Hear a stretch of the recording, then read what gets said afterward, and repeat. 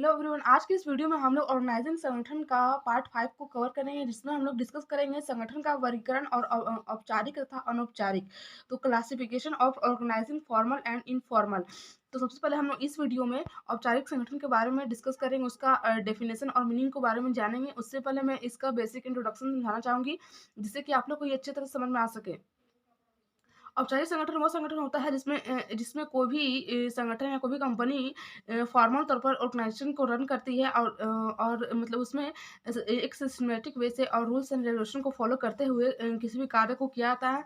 और सभी अधीनस्थ एवं कर्मचारियों के बीच आपस में काम को बटा हुआ होता है और इन सभी को अपना रिस्पॉन्सिबिलिटी और राइट दे दी जाती है, और उसके अंतर्गत ही वह उनको फॉलो करके ही अपने कार्य को करते हैं और बिजनेस का जो ऑब्जेक्टिव है उसको अचीव करते हैं। तो आइए अब इसका हम लोग डिटेल में एक्सप्लेन समझेंगे। औपचारिक संगठन फॉर्मल ऑर्गेनाइजेशन आशय एवं परिभाषा, मीनिंग एंड डेफिनेशन। औपचारिक संगठन से आशय एक ऐसे संगठन से है जिसमें प्रबंध के प्रत्येक स्तर पर अधिकारियों के अधिकारों, कर्तव्यों एवं उत्तरदायित्वों का स्पष्ट रूप से व्याख्या कर दी जाती है। यानी जितना भी जैसे जो प्रबंध होता है उसको टॉप लेवल मैनेजमेंट, फिर मिडिल और फिर से लो लेवल मैनेजमेंट होता है। वो तीनों के जो काम है, ड्यूटीज़ है, और फिर से उनका जो रिस्पॉन्सिबिलिटी है, ऑब्लिगेशन, वो सबको आपस में डिस्ट्रीब्यूट करके और उनको डिटेल में एक्सप्लेन कर दिया जाता है। ऐसे संगठन में सत्ता का भारापन ऊपर से नीचे की ओर किया जाता है तथा संगठन संरचना निर्माण संगठन के उद्देश्यों को प्राप्त करने के लिए किया जाता है। औपचारिक संगठन संस्था के प्रत्येक व्यक्ति को निश्चित विधि से कार्य करने और नियमों का पालन करने और मिलकर कार्य करने तथा पदानुसार एक दूसरे के साथ व्यवहार एवं सम्मान करने के लिए बाध्य करता है। मतलब औपचारिक संगठन में आप अपने मन से काम नहीं कर सकते, यानी कि अपने मन से जो काम लगा उसको पहले सेल कर दिए और उसको बाद में सेल किए, ऐसा नहीं कि उसको एक फॉर्मली वे में आपको बिजनेस को रन करना है। आपको सिस्टमैटिक स्टेप बाय स्टेप करके आपको किसी भी कार्य को करना है और रूल्स एंड रेगुलेशन को फॉलो करते हुए आप लोग काम करना है।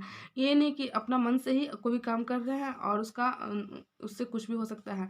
तो चेस्टर बर्नार्ड ने के अनुसार जब किसी संगठन के दो या दो से अधिक व्यक्तियों की क्रियाओं को किसी निश्चित लक्ष्य को प्राप्ति के लिए चेतनापूर्वक समन्वित किया जाता है तो ऐसा संगठन औपचारिक संगठन कहलाता है।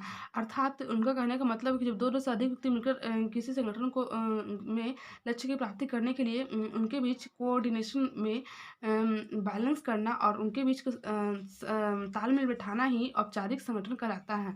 डिक्सन के अनुसार औपचारिक संगठन से आशय मानवीय अंतर संबंधों को ढंग से जिसकी व्याख्या प्रणालियों, नियमों और नीतियों और अर्थव्यवस्था के संबंधों द्वारा की जाती है। अर्थात औपचारिक संगठन वह संगठन है जिसमें नियमों, प्रणालियों और नीतियों के खासकर ध्यान दिया जाता है। इसमें नियम के अनुसार ही कार्य को अंजाम दिया जाता है। ये अब हम लोग सिंपल लैंग्वेज में इसको डेफिनेशन को समझते हैं। सरल सरल शब्दों में एक ऐसा संगठन जिसमें कोई भी कार्य नियम और कानून के अंतर्गत किए जाते हैं। जो भी rules and regulation top management set करती है उसके अकॉर्डिंग ही बिजनेस को रन करते हैं।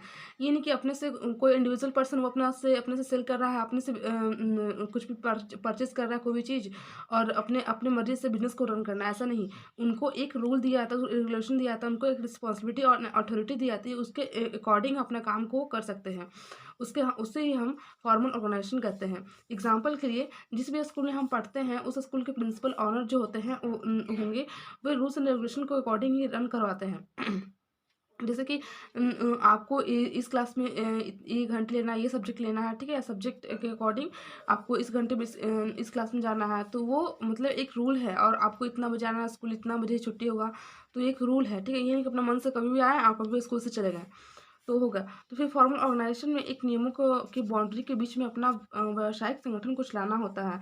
एक बाउंड्री सेट कर दी जाती है, आपको ये अथॉरिटी और रिस्पॉन्सिबिलिटी दी गई है कि ये आपका राइट है और ये आपको रिस्पॉन्सिबिलिटी दी गई है, यह आपका कार्य है, और आपको इन्हीं नियमों के रहकर अपने व्यावसायिक संगठन के लक्ष्य को पूरा करना है, और आप इन नियमों का उल्लंघन नहीं कर सकते हैं। यानी कि आप जो नियम है, संस्था द्वारा जो नियम बनाया गया है उनको आप उल्लंघन नहीं कर सकते। आपको इनके नियमों के अंतर्गत ही, नियमों के अकॉर्डिंग ही आप लोग को आपको ये बिजनेस को रन करना है। मतलब फॉर्मल ऑर्गेनाइजेशन वह ऑर्गेनाइजेशन है जिसमें कि नियम और नीतियों को पालन करते हुए अपने संस्था को आगे बढ़ाना और अपने संगठन के उद्देश्यों को प्राप्त करना ही फॉर्मल ऑर्गेनाइजेशन कहलाता है। ठीक है, इसमें अपने अपने मन से नहीं कुछ किया जाता है, ठीक है, और मतलब आपस में तालमेल बैठा कर किया जाता है। आई होप आप लोग को अच्छे से ये समझ में आ चुका होगा। हम लोग नेक्स्ट वीडियो में मिलेंगे, जिसमें हम लोग पार्ट 6 करेंगे और औपचारिक संगठन के लक्षण और विशेषताएं के बारे में पढ़ेंगे हम लोग, ठीक है। Thank you so much watching this video.